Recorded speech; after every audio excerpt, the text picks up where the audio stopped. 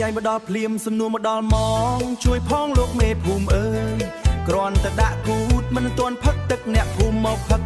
មកសួរដេញដោលអីកូនក្មួយអើយធ្វើការនៅនឹងតើធ្វើការអីក្រុមហ៊ុនណាដែរសំណួរទី2ឮហើយស្ទើវិលចុះប្រាក់ខែប្រមាណសល់ទុកខ្លះទេឃើញឌីសាញតិចធ្វើការយូរសល់តែខ្លួនតួទេហើយឆ្លើយមិនទៅលោកអើយតាមសួរម្លេះទេ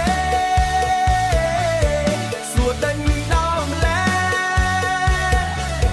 សួរតាំងពីផ្ទះ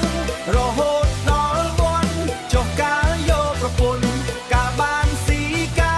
រអាយុច្រើនហើយកុំនៅស្ងៀមស្ងាត់ចង់ប្រាប់ពូអើយមីងអើយស្ដាប់ចង់ការងារក្មួយនេះវាត្រូវប្រើខួរ design តាមកុំព្យូទ័រ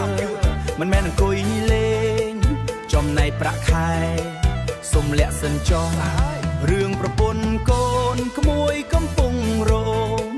មិនមែនចង់ទុកឲ្យនៅទំនេរចាំមានលុយដុល្លារសល់ពេញវ៉ាលីនឹងដឹកដៃអូនមកឲ្យម៉ែជួយមើល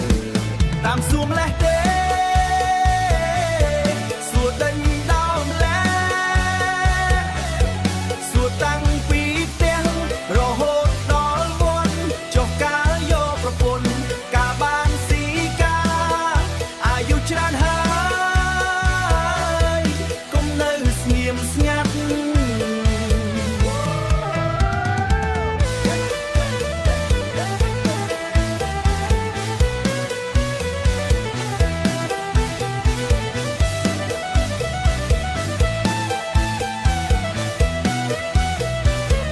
ឆ្នាំថ្មីហើយពូកុំសួរច្រើនពេករឿងសង្សារប្រាក់ខែទុកមិនសិនចូលឆ្នាំឲ្យនឹងរំឲ្យសបាយ